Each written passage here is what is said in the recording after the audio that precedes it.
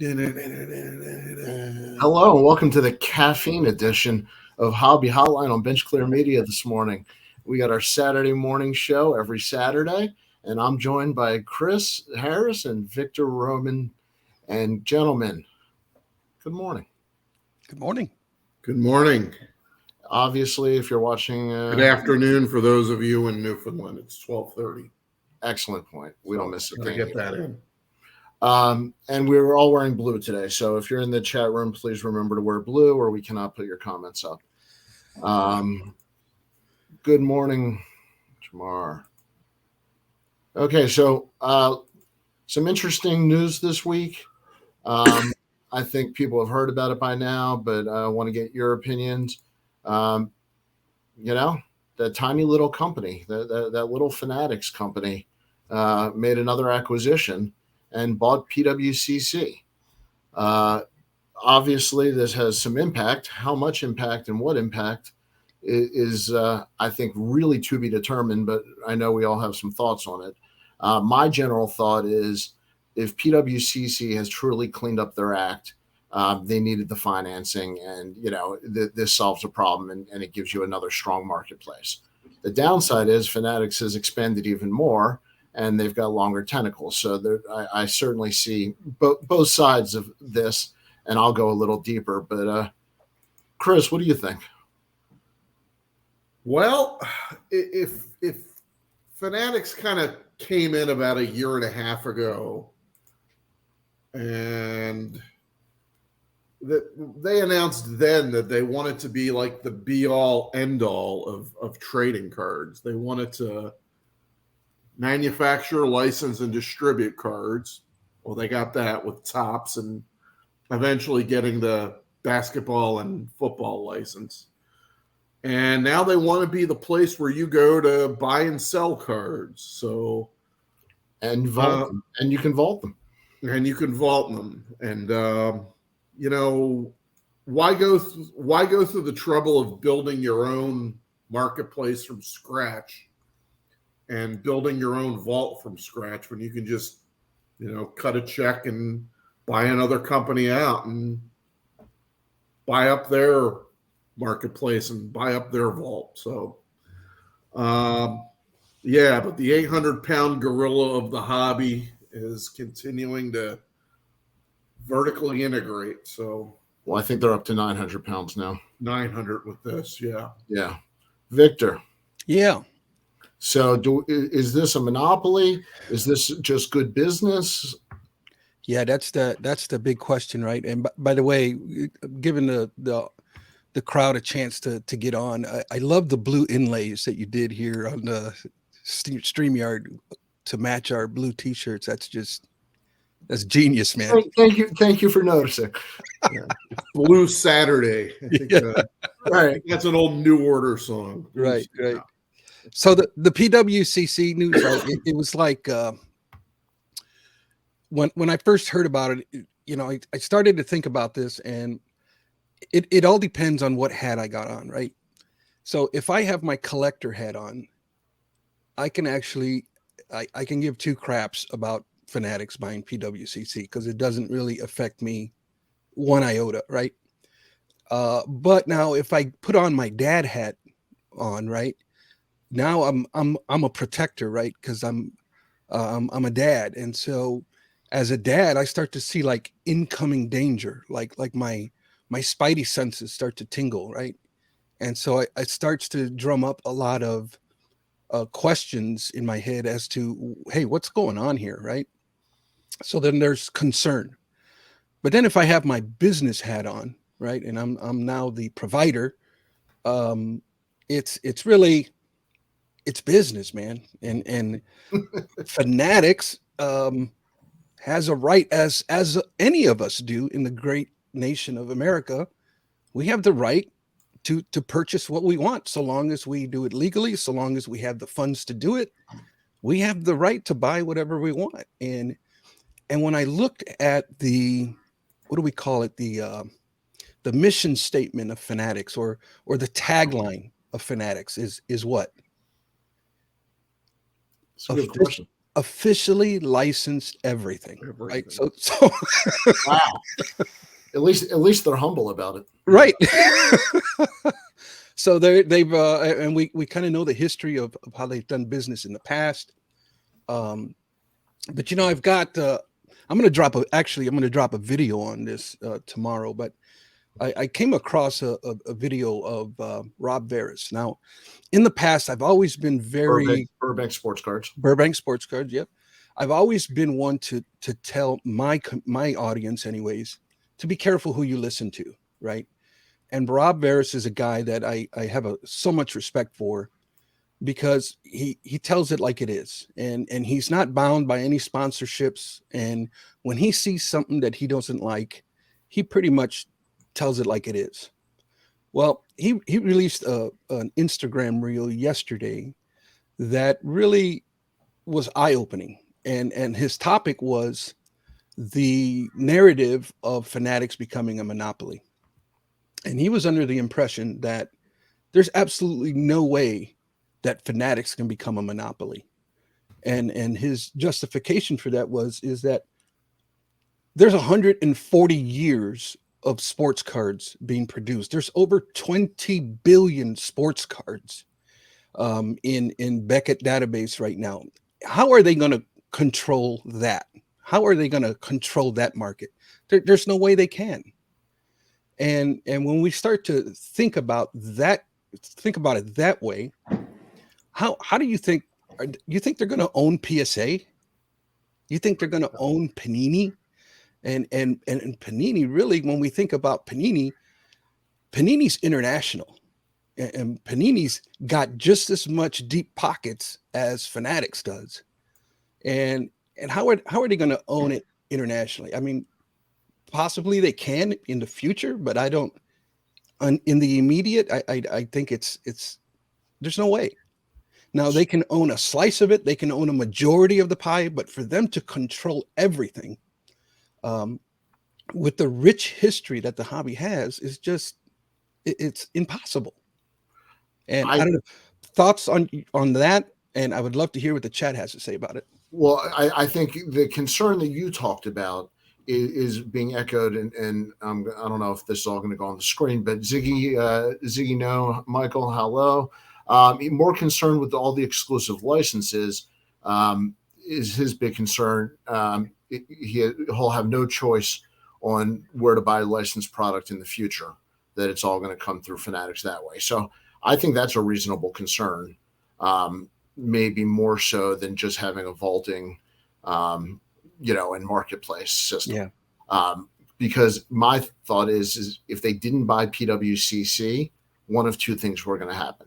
They were going to start their own, and it would take a while, but they would build it up, or they'd buy somebody else. I mean, there's other companies out there that I could see, maybe a ComC with their new app rolling out, but they've got a huge amount of buyers and sellers, and that's what you need. So part of the acquisition of PWCC is you already have that buyer and seller base. So to me, in talking, Victor, about your dad hat and your business hat, I love that. And the business hat, this makes perfect sense for Fanatics. They got it from all reports at a pretty low price. And the problems that PWCC was having, a lot of those are now solved by the financial backing. Now, PWCC has their own historical issues, but the idea that you might have new management, new ownership, and maybe a clean slate, and I would guess eventually a name change. I'm just guessing there. And now Fanatics gets, and I made this point earlier as well, and it's true. You get the vault. So it saves them a lot of infrastructure and work there. So that's my thought, is from the business side, because I don't think Fanatics really cares much about the other sides. Yeah. And my concern really is going to be pricing. When you look at what they've done with like the jersey market or the hat market, they've bought everybody out and they've got exclusive rights. But when they finally get there, the prices of jerseys, I can't, to me, $250, $350, $400 for a jersey. Thank you, by the way, as my son's trying to get a jersey and I'm taking out a third mortgage. It's ridiculous. And that's what happens when they have control of everything. It's their market now. They can dictate whatever price they want. And that's the biggest concern that I feel. But yeah. And a lot of their souvenir replica jerseys aren't exactly of great quality either. Really? But they sell them for a real steep price still. Yeah. I mean, it's and there's no other options. When you have all the licenses and they're going to have them all. I just hope Upper Deck stands firm. I just hope, I don't know, that relationship between Upper Deck and the NHL, I hope they stand firm and not sell out. I don't know. Well, I guess that's the next question. And I'd be interested in the chat on this too, is in the hobby, we've seen so many mergers and acquisitions and, what's next? Because something's going to be coming down the pipeline. Is it Fanatics related? Is it Panini or Leaf or ComC or, Golden? What impact does that have on the hobby? And I'd be curious what you guys thought, I guess, as far as a macro view. And I love this comment. Yes. Fanatics mortgage. That is literally, they should offer a financing program right inside the stadium next to the jerseys. I've got twin 12-year-old boys, guys. Over 30 years. Yeah, no, I've got twin 12-year-old boys. Going to a ball game is ridiculous. But from the macro view, and I guess Victor, I'll ask you, mergers and acquisitions are going to continue. Is it going to be good? Is it going to, do we want more small players entering? What's your thought on that? Well, I think going back to Rob's video that he released yesterday, towards the end of it, he was saying, our job as, and his audience was more towards card shop owners, that type of thing. But I think the principles apply to collectors as well. But it's really what we make of it. We now have to, at our end, we have to pivot, perhaps reinvent how we do things. We have to, we have to get creative and adapt to whatever circumstance we're faced with. And that's kind of the big picture is, things are going to be different. There's a disruption in how we have done things for so many years, but that disruption doesn't mean that we're going to die. That disruption just basically means that we're going to need to pivot and make adjustments so that we can continue doing whatever it is that we're doing. Chris Harris. Yeah. Is there a chance that some of these mergers and acquisitions could be positive? Could Fanatics actually make things better or more efficient? Get the trains running on the tracks for some of these companies. I know you were talking about an early release. Is that a result of better management? I mean, at least, this is really the first year that we've seen Fanatics' influence on Topps Baseball and their product lines. And, with Big League, I give them credit for trying something different there. Mm-hmm. With bringing back a tiered 90s style tiered base set. Heritage was supposed to come out next week, but I think it's supposedly out now. Heritage normally comes out in March anyway, so it's still kind of late. But if they're able to get products out on time better, that's got to be a good thing. I guess that's kind of my point. It's not, to me, it's not bad inherently to have change.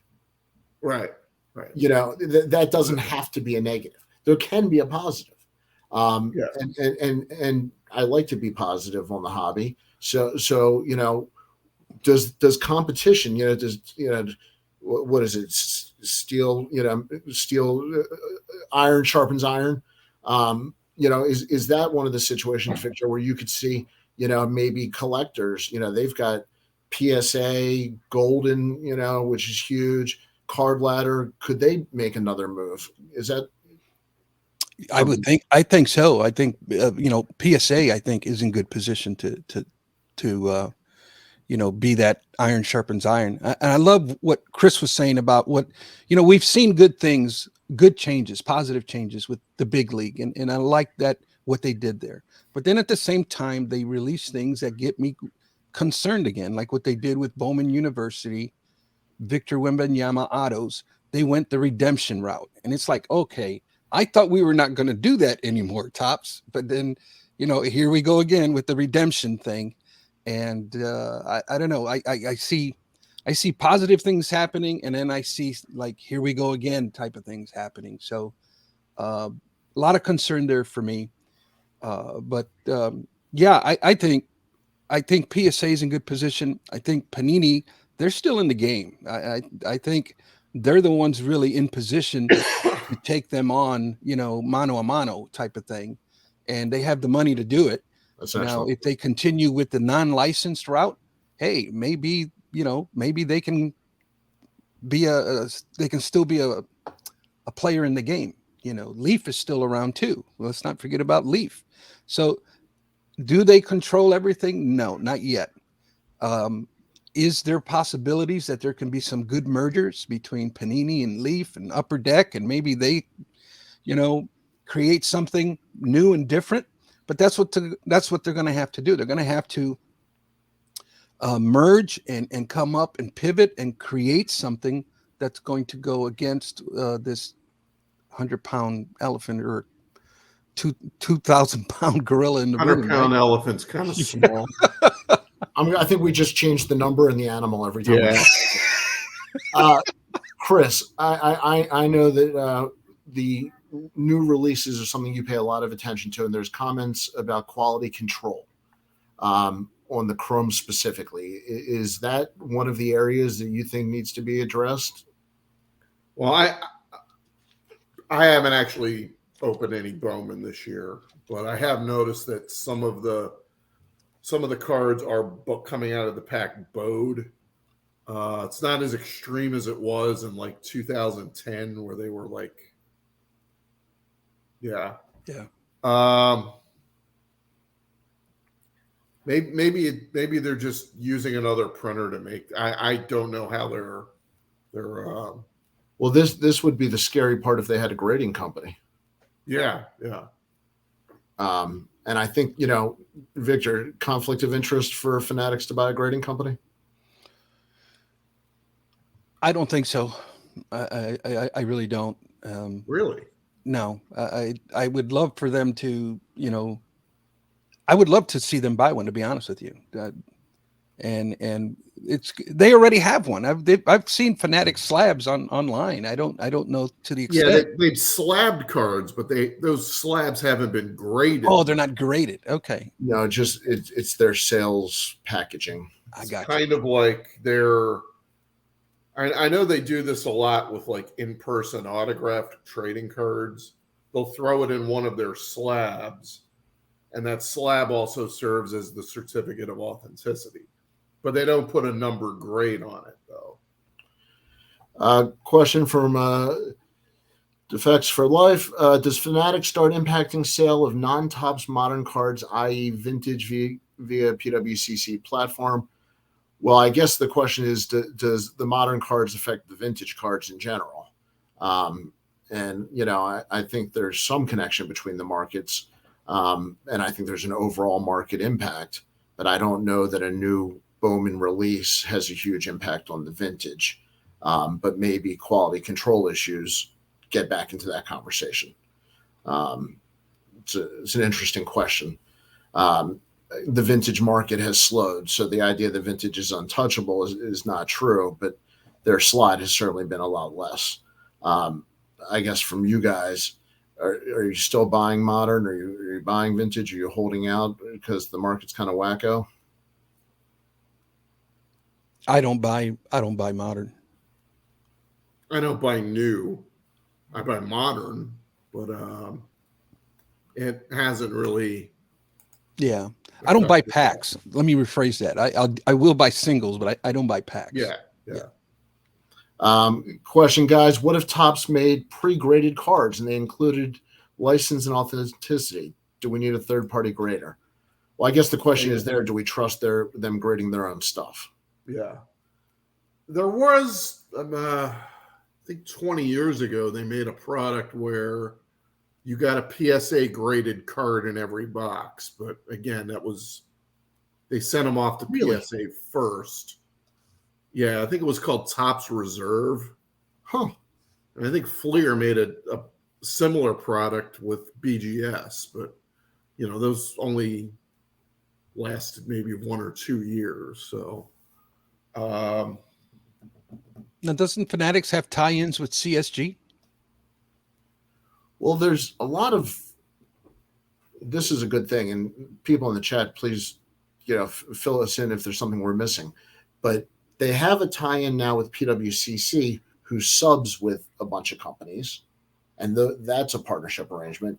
And then I thought they also had an arrangement with somebody else, and that might have been CSG. And so, yeah, I mean, you're talking about, I think that's why people are thinking they might want to buy a grading company, because right now they're subbing all that out. So that's a great point. Question here: Bowman with PSA for 3 years. It's ending though. Well, that's interesting. And then just to clarify, Ziggy says it's not graded. It's a spec card that is sealed in a slab and guaranteed. No need to grade it. It's like buying sealed coins from the government, right? They mint the coin and seal it. Yeah. Well, yeah. That's an interesting point. If they just gave you an authenticity slab and you're getting it right from the manufacturer, does that make you feel more comfortable than a raw card?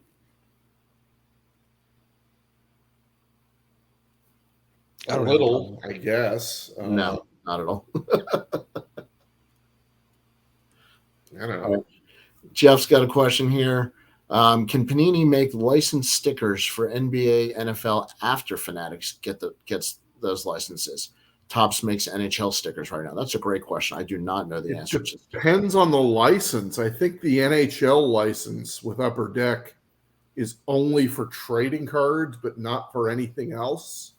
So that's how Topps was able to get into hockey, by making stickers that just happen to be the size of trading cards. I think they're slightly oversized though. Like I think they're like 3x4 or something. I think trading cards and trading stickers may be considered two completely different classes of collectible with two completely different classes of licenses. I don't know if the sticker license is also included with the trading card license, though. I know Topps has had the baseball sticker license for a while now. I would assume that those two licenses, the cards and the stickers in baseball, are bundled together. Topps has Chrome stickers now. Wow. Well, they have that license. So I guess the question is if somebody doesn't have the license. Doesn't have the license. I would imagine Fanatics would just want to keep the license, even if they don't want to do anything with it, just to keep it away from a Panini or an Upper Deck making an MLB or whatever licensed product. Well, since we're talking about cards, I feel like showing a couple. There we go. Anybody make some purchases or anything come in the mail this week? Victor, you got anything? Yeah, I did. I submitted a 1987 Barry Bonds O-Pee-Chee. I'm a big fan of the O-Pee-Chee because so much of the narrative is junk wax, right? And I that bothers me. But I've also have a lot of content out there about O-Pee-Chee product, and I was I bought a couple of collections like 5 or 6 years ago that have been sitting here doing nothing, right? So I decided to start going through them, and I came across this 87 Barry Bonds O-Pee-Chee. And I was looking at this thing. I was surprised on the condition of it. I said, "Man, this thing is beautiful. That's It's a in really decently good shape." expensive card. Yeah. Yeah, yeah. And I went and I was looking at it. It's a PSA 10 is averaging about $14,000, and I'm like, wow. But I know I wasn't going to get a 10, right, because of the alleged population control. Right. But a 9 is about $600, and an 8 is about $150. So I says, you know what, I'm going to send this one in, and I sent it in. It came back an 8, but I was pleased with an 8.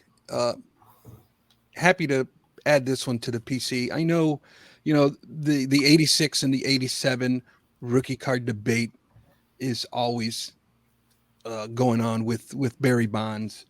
There you go. The 86 tops traded, but I'm to the point where I'm tired of that I'm getting tired of that conversation. I put an asterisk by both years, and that to me means, it's the 86 cards are debatable. The 87 cards are debatable. When Victor gives up, then it's a debate. Yeah. He just puts an asterisk. We pulled the old Roger Maris, and we're just going to move on. Asterisk RC, and you know what I like to do? I buy them both. There we go. That solves everything. Have them both in my PC. That's awesome. It's funny. We did not talk before the show about this. I sold that card this past weekend at the Pittsburgh show in a 9. Really? Nice. It was a client of mine. It was his card. I wish it was my card. But that card I think is a classic card for a certain generation. And then to have the O-Pee-Chee in that condition is pretty cool. Yeah. Anything else come back before I'm going to show? That's about it, man. I've been holding my pennies for the National. Yeah. Oh yeah. Me too. Yeah. I'm building chase cards on my list right now, so hopefully I'll get to those by the end of the National. I did want to show off. I picked up this 2000 Ovation Upper Deck Ichiro, and you can call it a pre-rookie. You can call it a 7th year Japanese card.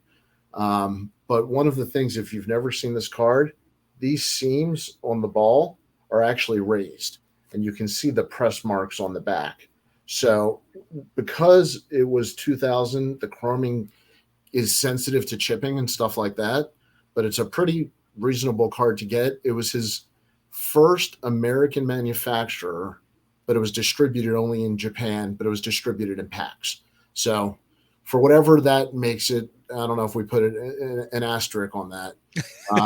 But I've become a big fan of this card. It's a beautiful card. The term is embossed. Yes. Yeah. There was an insert set in the 90s, mid 90s, that was like that design. What about the licensing on the back? Is there any type of licensing on the back? That's a great question. So it's Upper Deck and MRM. MRM license. So I don't know what MRM is. It's got to be some Japanese related company, right? Yeah. And the whole back is done in Japanese. Beautiful. That's an awesome card. You influenced me. Now I want one. Right. Well, I was influenced by somebody else. So you're an influencer, Danny. We can corner the whole market on the Ichiro Ovation. Kevin says my big purchase was a 2020 Utz Pretzels Otani. Nice. I was happy if you just told me Utz Pretzels, but that's good to get a card out of it. And then Steven says, I do the same, Victor. I love 80s baseball rookies, and I buy 86 and 87. Luckily, if you don't care about getting PSA 10s, it's really relatively cheap to get both. Yep. And this is a great question. I don't know if you know, Victor, what was the first 2006. There you go. 2006, Chris, on the rookie card logo. And so that's, I don't know if that comes into the debate, but, what would you call this, Victor? Because of its, distribution method and the licensing, I typically identify those types of cards as pre-rookie cards. Chris, how do you look at this as a collector? 7th year? Yeah, 7th year Japanese base card. Yeah, absolutely. No PRC, no nothing. 1987 Donruss Bonds gets upward for ugliest hat worn on a card. We could do a whole show on ugliest cards and sets ever, and there was a lot in the 80s and 90s. Mm-hmm. So the other big news this week was PSA has hired the first sports athlete ambassador in their history. It sounds like they've got a deal with Bobby Witt Jr., which, if you followed them at all, you've seen him do some promotional work for them before. So they had an existing relationship, but he's signed on now as an ambassador. What do you guys think about getting athletes involved in ambassadors, Chris? Is that a good thing for the hobby? Doesn't hurt.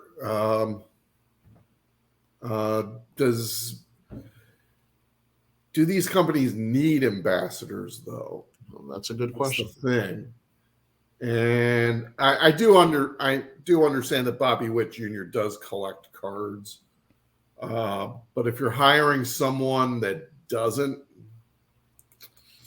I really don't see what the value of that is. So at least Bobby Witt is, kind of one of us. So it's not my money. No, that's an interesting point that he's an actual collector. From what I understand, he is. Yeah. Well, certainly more than a lot of athletes. Yeah. And Victor, I wonder, your thoughts. It might not just be PSA. There could be a rivalry. You could have SGC going after Adley Rutschman. Yeah. Who knows what happens here? Do you think that affects people's choicing rating? I mean, what's the impact here, or is it just good advertising? Yeah, I think it's good advertising. It's marketing, right? It's a good marketing thing. I do love the when I do hear collectors or athletes being actual collectors. I know there's a pretty popular show, to me anyways, on MLB Network called MLB Carded. It's on every Sunday afternoon. It's a little 30-minute show, but nobody's really talking about that show, and I love it. I got that thing set to record every week. But they will bring on MLB ball players, and they're talking about their collections and that sort of thing, and what they like, what they get into. And I just think it's so cool when you see Mike Trout talking about his passion for collecting sports cards or any athlete. And to me, that just makes me feel more connected to that player, because he gets the collector mentality, right? So I'm a big fan of this. A big fan of PSA. I don't know, is Bobby Witt I like Bobby Witt. Apparently he's a big time collector, so I don't know. I'm just not real pleased with his 240 batting average, but Victor, can you repeat when that show's on? Yeah, that's every Sunday afternoon over here by me, Central Time Zone, comes on at 12. MLB Network, Carded. Right? On MLB Network. On MLB Network, yeah. Okay, fantastic. And Chris, have you had a chance to see the Netflix Golden, or Victor, have either one of you seen I have not seen it, and quite frankly, from what I understand about it, I really have no interest in seeing. Come on, Chris, you got to get on the hype train, man. Well, I guess the reason I bring it up is, I've been saying the hobby's going Hollywood. With the Adam Sandler movie.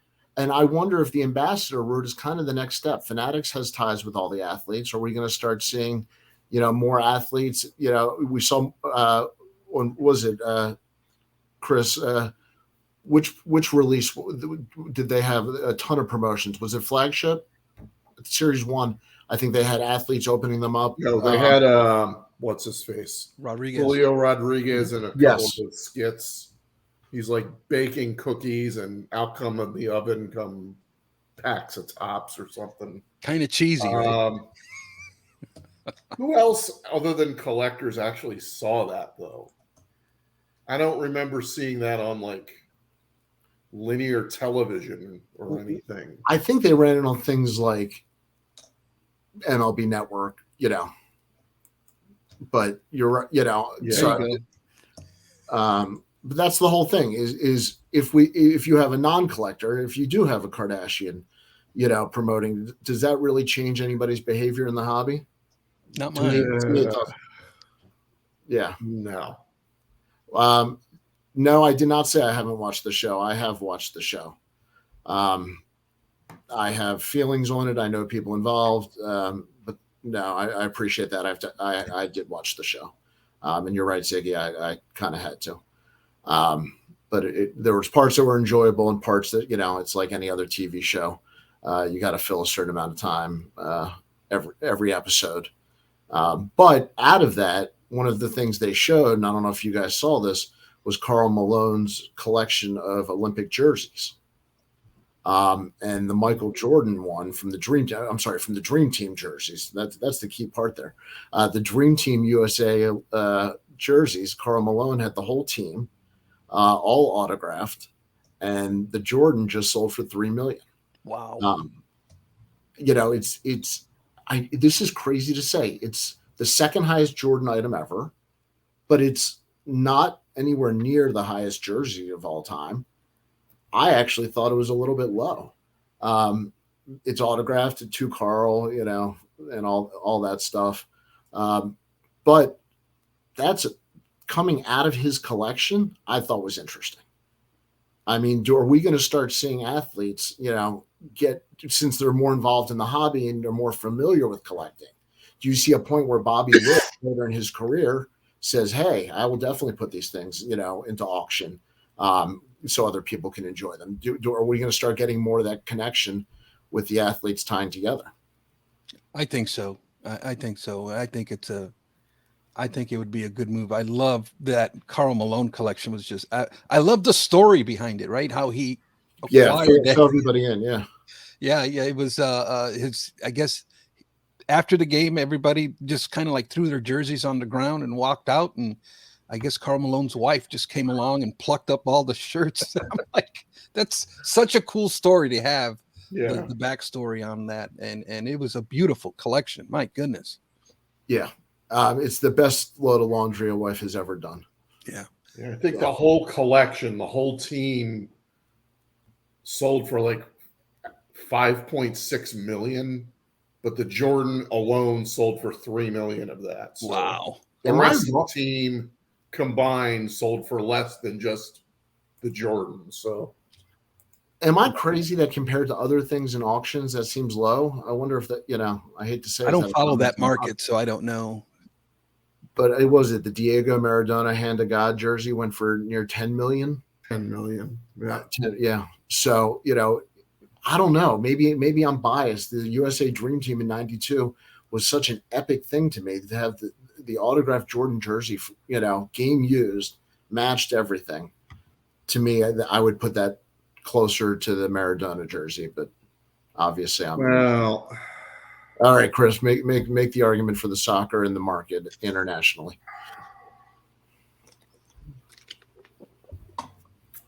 Did Michael Jordan score one of the greatest goals in one of the greatest dunks in basketball history just moments before he got away with one of the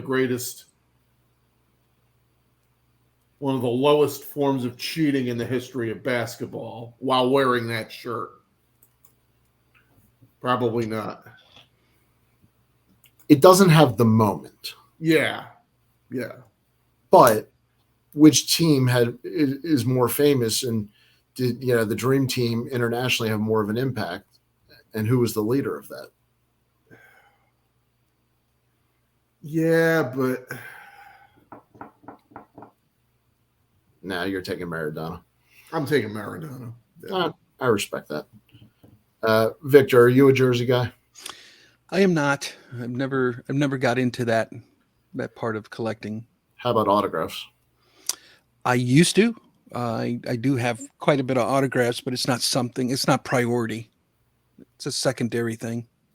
On baseballs? On sports cards. Oh, on cards. Yeah. Okay. If you had the money, are you in on that Jordan jersey? Specifically just because it's Jordan, not because it's a jersey. Okay. Fair enough. All right, guys, what's your hobby week looking like?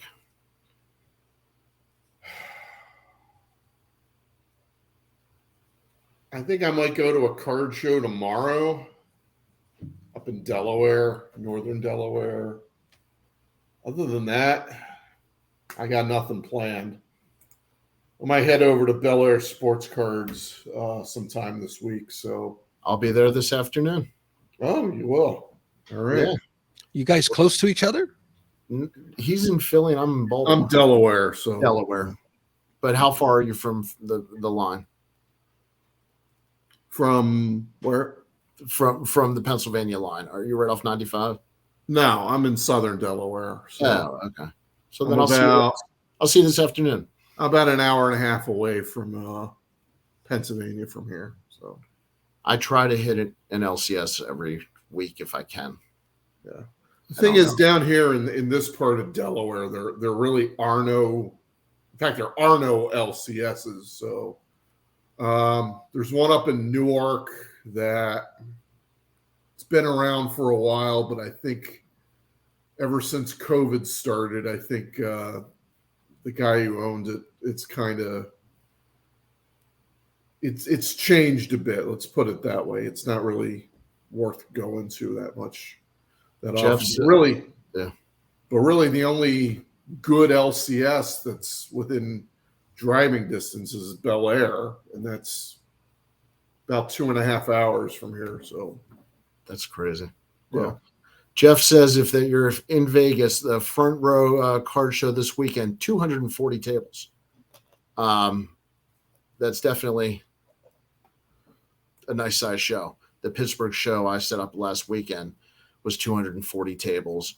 I actually set up as a dealer, and there were some interesting things. It was nobody was spending over $1,000 on a card, and almost every sale, 50 or less. So I thought that was interesting in the hobby, and this is including Otani and Judge and everybody hot. But it was 240 tables. It was a nice size show. So I encourage people. Is that the show that used to be at Robert Morris University? Yeah. And now the Bobby Moe show. It's the Monroeville. No, it's somewhere else. Okay. I think the National, though, I mean, I don't think people are spending like they typically do because of the National. It just seems to be in every hobby circle I'm in. That just seems to be the narrative right now. Is just everybody's kind of just waiting for the National to hit, and there's not much as far as big cards and big money, with the exception of John Newman, right? Who kind of well, he beat the National to his card. Yeah. And I saw Ruben at Pittsburgh, and yeah, I mean that budget was at 1,000, and I'm hearing that from other people at other shows that the high end stuff is just not moving in person. A lot of that's moving online and auctions, and a lot of the in person stuff. I don't know the last time you guys were shopping at a show, but that seemed pretty consistent. Ruben, I don't know what you saw around the room. Or if anybody else has been to a show, what they're seeing in the buying habits. Yeah, Jeff, I don't know if the macroeconomics of the country are having an impact. It's a good point too. About that. I think just uncertainty in general, and the National creates a level of uncertainty because what are we buying there? I'm looking for two specific cards. And I'll say low grade, to be fair. I'm not buying Jordan jerseys. I don't have that budget. So I'm looking for a Koufax rookie and a 33 Gaudy Mo Berg. And those are the Koufax specifically is a relatively high population time. So these are PC pieces. But I am seeing the prices far lower than I did, last year's National. So those are my chase cards. But if I see a good deal before the National, Ruben said I did spend a majority on a Schmidt SGC 7.5 from that budget. I assume that's a rookie, but maybe not. And Ziggy says it's a good time. Cards are selling more to collectors or their final destinations, less middlemen flipping. Yeah, I'm definitely buying for PC right now. Anything I'm buying. I just hope that trend continues through the national. That's what I hope. Well, that's an excellent point. I mean, are you guys looking to get anything other than PC? Yeah, I rarely buy anything to flip at the national anyway. You don't but you don't sell on eBay or anything. No, like you're not every once in a while I will, but no. Do you guys set collect at all? Yeah. Set collect now. PSA set registries. There you go. Well, yeah, it's part of a set, right? That's a much more serious set collector. Chris, so you're a dollar box guy for sets? $1, $2, $5 box, that kind of stuff. Yeah. So I'm looking forward to a lot of that. Never know what you'll find in them. So Korean Cardboard says, don't think I'll find anything at the National because of what I collect. Mainly going to meet friends most for the first time. Yeah. Well, that's absolutely I think the key thing. One of the reasons why I go every year. Talk to friends. So the social aspect. Well, and he said, I think I recall you saying John stole a Koufax rookie from you at the last National. Yes. Stole is a tough word to use, but let's just say he beat me to the purchase. So if you see a card you like and it's at a price that you're willing to pay, just buy it. It might not be there when you come back. That's my lesson. And actually, in hindsight, it's gone down a little bit, but I missed out on a very good 4 at a very good price on the Koufax rookie. Ziggy says, meeting people is probably number 1 reason people attend, or number 2. I think meeting people is a big deal. I go for a Victor man hug. There we go. I met Scott at the National, and I was excited to see him and meet him. I gave him a big old bear hug. I think it impacted him, that bear hug. A year later, he's bracing for this. He's going to come in like bubble wrap, just to see you. No, I think without a doubt, just running into people. But golden football is overrated, but I love your enthusiasm. Running into people, seeing, other hobby hotline people in person. We do this in 3 windows, but it's nice to see everybody in person. It's nice to get to talk for more than, just a couple of minutes on topics we have to, and actually catch up. And a lot of people definitely, it's one of the things that I think, is nice is some people do bring their families, not everybody, not every year. I had mine last year in Atlantic City because of the geography. This year, they won't be with me, but I enjoy meeting people's families and getting to know everybody better. Yeah. All right. Well, I think we're going to say goodbye. You guys have anything else before we run out of here? This was a slow week in the hobby. Yes. Yeah. Not really much going on. No, and especially like the PWCC news and that it's just been talked about so much already. It's like, wow. Yes. And I just feel like we start regurgitating kind of just what we've already heard. Points. Victor, you want to read this comment? Because it was, I thought this was a nice one. It says, thank you to all your families that have or currently are serving on one of the branches of the military. There you go. Yeah. Military appreciation. Yep. Without a doubt. So what about if Jordan's last shot as a Bulls jersey went to auction? Hit the biggest shot with the push off. Unfortunately, he played for the Wizards after that. Yeah, so that wasn't his last shot. Yeah, I mean, a great shot. I see. It was his last shot as a Chicago Bull, and it was the moment we talked about, Chris, where he did. You didn't have the moment in the Olympics, but that would be a moment. Yeah. So I can see that. Remember the time Vince Carter dunked on that 7-foot-tall French dude in the Olympics? That jersey. That's cool. Vince Carter's jersey, not the French guy's jersey. Yep, absolutely. So what is this golden lawsuit that Ziggy has brought up like Paul 5 times already? Paul Lesko has written about it. I have not read everything about it. I didn't even, this is the first time hearing about it, actually. Yeah. So there's a third party company that puts on these shows, and then they usually sell them to the networks. And there's some disagreements on switching from one platform to the other with the third party production company. So that's the short of it. I have not read any of the court papers or Paul Lesko stuff. So as much as I speak unintelligently normally, I didn't want to add any more to that. But if anybody has more details they want to put in the comments, or Ziggy you want to put in, definitely before we run out, throw them in there. There's so much going on in clearing Series 2 checklist. Yep. Tops, Montgomery Club versus Dutch Auction for Sapphire. I don't know if that moves the needle for a lot of people. And then here's a little. Golden made a pilot in 2019.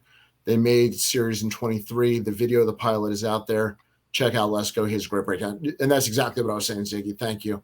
Paul Lesko is on social media. He does fantastic coverage of a lot of the legal issues in the hobby. And he's got great insight, great documentation, and great reactions. So I want to read his stuff to be fair. I think we should invite Paul Lesko, Danny. Give this some consideration. I would love for Paul Lesko to be a part of Hobby Hotline. I wonder if he'd be open to that. I'd certainly love to bring him on to explain, some of the stuff that he covers on social media. So I will give him a free shout out.